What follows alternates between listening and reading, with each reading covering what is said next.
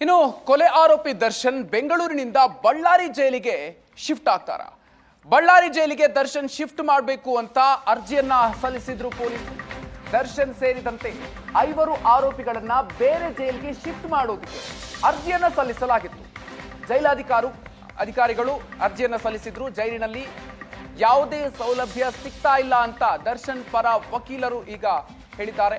ನಿಯಮದಂತೆ ದರ್ಶನ್ಗೆ ಸೌಲಭ್ಯ ನೀಡೋದಕ್ಕೆ ಜೈಲಾಧಿಕಾರಿಗಳಿಗೆ ಸೂಚಿಸಿ ಅಂತ ಮನವಿಯನ್ನ ಮಾಡಿಕೊಂಡಿದ್ದಾರೆ. ದರ್ಶನ್ಗೆ ಬೆಡ್ಶೀಟ್, ದಿಂಬು, ಬಟ್ಟೆಗೆ ವಕೀಲರು ಮನವಿ ಮಾಡಿದ್ದಾರೆ. ಬಳ್ಳಾರಿ ಜೈಲಿಗೆ ದರ್ಶನ್ ಶಿಫ್ಟ್ ಮಾಡುವಂತೆ ಕೋರಿ ಅರ್ಜಿಯನ್ನ ಸಲ್ಲಿಸಲಾಗಿತ್ತು. ಅದರ ಆದೇಶ ಸೆಪ್ಟೆಂಬರ್ 2ಕ್ಕೆ ಮುಂದೂಡಿಕೆಯಾಗಿದೆ. ದರ್ಶನ್ಗೆ ಜೈಲಿನಲ್ಲಿ ಸೌಲಭ್ಯಕ್ಕೆ ಮನವಿಯನ್ನ ಸಲ್ಲಿಸಲಾಗಿದೆ. ಅರ್ಜಿ ಆದೇಶ ಸೆಪ್ಟೆಂಬರ್ 2ಕ್ಕೆ ಹೊರಬೀಳಲಿದೆ. ಬೆಂಗಳೂರಿನ 64ನೇ ಸೆಷನ್ಸ್ ಕೋರ್ಟ್ನಲ್ಲಿ ನಡೆದಿರುವಂತಹ ವಿಚಾರಣೆ ಸೆಪ್ಟೆಂಬರ್ 2ನೇ ತಾರೀಕು ಅದರ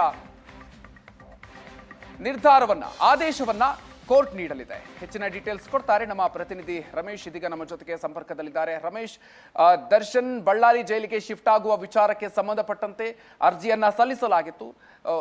ಈ ಒಂದು ಹಿನ್ನೆಲೆಯಲ್ಲಿ ಏನೆಲ್ಲ ಬೆಳವಣಿಗೆ ಆಗಿದೆ, ಡೀಟೇಲ್ಸ್ ಕೊಡ್ತಾ ಹೋಗೋದಾದ್ರೆ ರಮೇಶ್.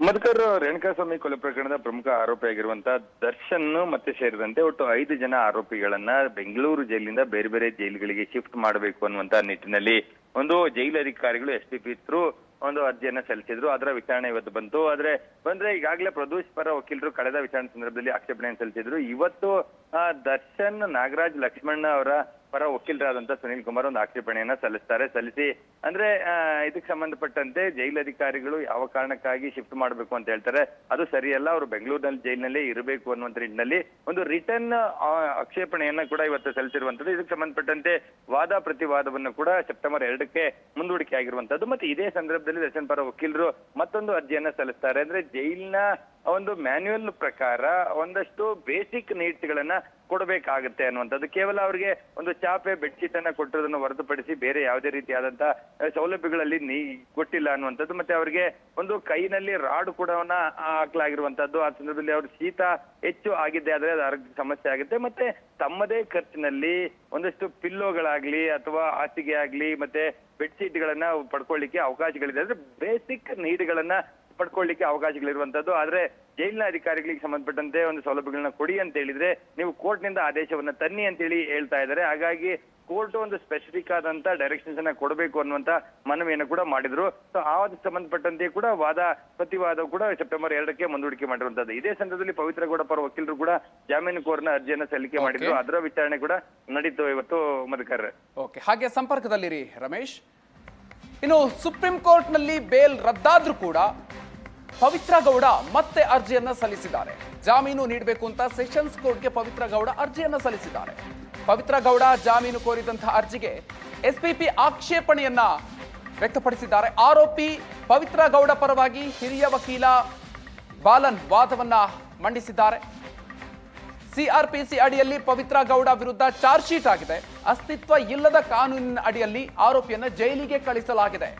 ಪವಿತ್ರ ಗೌಡ ಪರವಾಗಿ ವಕೀಲರ ವಾದಕ್ಕೆ ASPP ಸಚಿನ್ ಆಕ್ಷೇಪಣೆಯನ್ನು ವ್ಯಕ್ತಪಡಿಸಿದ್ದಾರೆ. ಆರೋಪಿ ಪವಿತ್ರ ಗೌಡ ಜಾಮೀನು ಪಡೆಯೋದಕ್ಕೆ ಅರ್ಹರಲ್ಲ ಅಂತ ವಾದಿಸಿದ್ದಾರೆ.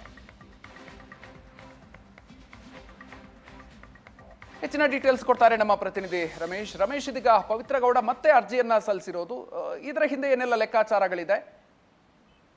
ಮಧುಕರ್, ಅಂದ್ರೆ A1 ಆರೋಪಿ ಆಗಿರುವಂತಹ ಪವಿತ್ರ ಗೌಡ ಪರವಾಗಿ ಹಿರಿಯ ವಕೀಲರಾದಂತ ಬಾಲನ್ ಅವರು ಒಂದು ಜಾಮೀನನ್ನ ಕೋರಿ ಅರ್ಜಿಯನ್ನ ಸಲ್ಲಿಸಿದ್ರು. ಅದರಲ್ಲಿ ಸ್ಟ್ಯಾಚ್ಯುಟರಿ ಬೇಲ್ ಅಂದ್ರೆ ಕಾನೂನಾತ್ಮಕವಾಗಿ ಪೊಲೀಸರು ತನಿಖೆ ಮಾಡುವಂತ ಸಂದರ್ಭದಲ್ಲಿ ಮತ್ತೆ ಚಾರ್ಜ್ ಶೀಟ್ ಹಾಕುವಂತ ವಿಚಾರದಲ್ಲಾಗ್ಲಿ ಇದರಲ್ಲಿ ಅಂದ್ರೆ ಅಸ್ತಿತ್ವದಲ್ಲಿ ಇಲ್ಲದೆ ಇರುವಂತಹ CRPC IPCD ಇಲ್ಲಿ ಎಲ್ಲೋ ಪ್ರೊಸೀಜರ್ ನ ಮಾಡ್ತಾ ಇರುವಂತದ್ದು. ಹಾಗಾಗಿ 2024 ಮೇ 1ರಿಂದ ಇಡೀ ದೇಶಾದ್ಯಂತ BNSS ಅಸ್ತಿತ್ವಕ್ಕೆ ಬಂದಿರುವಂತದ್ದು. ಆ ಕಾನೂನಲ್ಲಿ ಇವರು ಪ್ರೊಸೀಜರ್ ನ ಮಾಡಬೇಕಾಗಿತ್ತು. ಹಾಗಾಗಿ ಕಾಗ್ನಿಜೆನ್ಸ್ ತೆಗೆದುಕೊಂಡಿರುವಂತದ್ದಾಗ್ಲಿ, ತನಿಖೆ ನಡೆಸಿರುವಂತದ್ದಾಗ್ಲಿ, ಚಾರ್ಜ್ ಶೀಟ್ ಹಾಕಿರುವಂತದ್ದಾಗ್ಲಿ ಈ ಅಸ್ತಿತ್ವದ ಇಲ್ಲಿರುವಂತಹ ಕಾನೂನಲ್ಲಿ ಮಾಡಿದ್ದಾರೆ. ಹಾಗಾಗಿ ಒಂದು ಡಿಫಾಲ್ಟ್ ಬೇಲ್ ಅನ್ನ ಕೊಡಬೇಕು, ಆರೋಪಿಯನ್ನ ರಿಲೀಸ್ಗೆ ಆದೇಶವನ್ನ ಮಾಡಬೇಕು ಅನ್ನುವಂತ ನಿಟ್ಟಿನಲ್ಲಿ ಬಾಲನ್ ಅವರು ವಾದವನ್ನ ಮಾಡ್ತಾರೆ. ಅದರಲ್ಲಿ ಪ್ರಮುಖವಾಗಿ ಅಂದ್ರೆ ಈಗ ಜೈಲಿನಲ್ಲಿರುವಂತಹ ಪವಿತ್ರ ಗೌಡಗೆ ಅಂದ್ರೆ ಅವ್ರಿಗೆ ಬಿಡುಗಡೆಗೆ ಆದೇಶವನ್ನ ಮಾಡಬೇಕು ಅನ್ನುವಂಥದ್ದು ಪ್ರಮುಖವಾದಂತ ಅವರ ವಾದ ಆಗಿತ್ತು. ಆದ್ರೆ ಅದಕ್ಕೆ ಒಂದು ಆಕ್ಷೇಪವನ್ನ ವ್ಯಕ್ತಪಡಿಸಿದಂತ ಅಂದ್ರೆ ASPP ಸಚಿನ್ ವಾದ ಮಾಡುವಂತ ಸಂದರ್ಭದಲ್ಲಿ ಇಲ್ಲಿ ಕಾನೂನನ್ನ ಅಥವಾ ಸುಪ್ರೀಂ ಕೋರ್ಟ್ ನ ಆದೇಶಗಳನ್ನ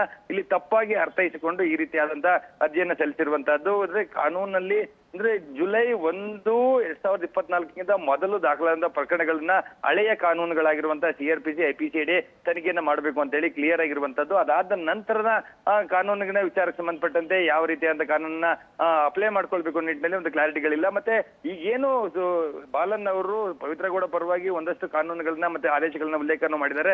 ಅದರಲ್ಲಿ ಕೂಡ ಎಲ್ಲಿಯೂ ಸ್ಪೆಸಿಫಿಕ್ ಆಗಿ ಹೊಸ ಕಾನೂನನ್ನ ಅಪ್ಲೈ ಮಾಡ್ಬೇಕು ಅಂತ ಹೇಳಿ, ಇಲ್ಲಾದ್ರೆ ಮಿಸ್ರೆಪ್ರೆಸೆಂಟೇಷನ್ ಮಾಡ್ತಾ ಇದ್ರೆ, ಹಾಗಾಗಿ ಅರ್ಜಿಯನ್ನ ವಜಾ ಮಾಡ್ಬೇಕು ಅಂತ ಹೇಳಿ ಆದೇಶ ಅಂದ್ರೆ ಆ ವಾದವನ್ನ ಮಾಡಿದ್ರು. ವಾದ ಪ್ರತಿವಾದ ಮುಕ್ತಾಯವಾಗಿ ಸೆಪ್ಟೆಂಬರ್ 2ಕ್ಕೆ ಆದೇಶವನ್ನ ಕೋರ್ಟ್ ಕಾಯ್ದಿರಿಸಿದೆ. Madhukar, thank you Ramesh ಡೀಟೇಲ್ಸ್ಗೆ.